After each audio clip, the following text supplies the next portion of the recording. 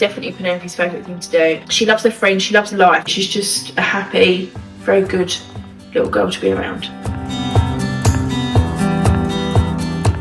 She was born on a Tuesday. That first night was amazing. All of the next day, she was just a very, very quiet baby. That night, it all started to go a little bit wrong. By 6 o'clock, she still hadn't fed. They took her around to special care. And then I went into this room and she was in an incubator with just tubes and wires. And yeah, they said, you know, look, we're really sorry, but the paediatrician said her tummy was a bit distended. We're a bit concerned by the fact that she hasn't pooed. They're going to send us to St Thomas's because, you know, this is what they do. That's where she needs to be, basically. They were fantastic at St Thomas's. She was in special care at this point, and then these doctors were trying to do different stuff to try and get her to poo.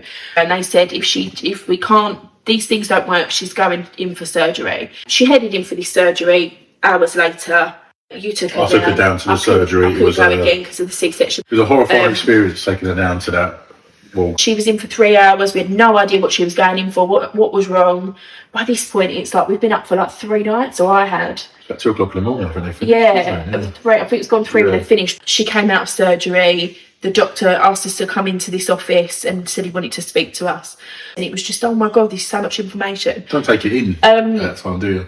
He kind of just put his hand on my shoulder when I'm sitting in this wheelchair, and he looked at me and he said, I'm really, really sorry, but there's a 10% chance it's not cystic fibrosis. And I'm like, what? Like, it's 3 o'clock in the morning, I've been up for 3 nights, am I hearing you right? What?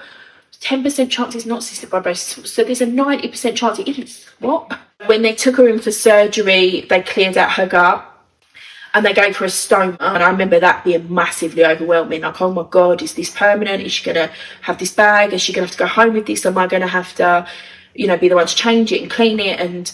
And you know, she just looked sick. She was in intensive care. We couldn't really hold her for a couple of days. And it was just this massive, overwhelming cloud at the time of just this bubble of doom and gloom and tears and... Not knowing as well. Yeah, the unknown. The nurses were fantastic, like beyond really anything you could... Everybody says it, I know everybody says it, but they were fantastic. And I remember one in particular at St Thomas's on the baby section, and I remember her saying to me at the time, don't Google it. Yeah. And I was like, okay. And normally my instinct was be, ignore it, Google it. We didn't know. And I remember being so terrified that I was like, I'm absolutely not Googling this. I do not want to know. I only need to know what these professionals tell me, because they're only going to tell me what I need to know.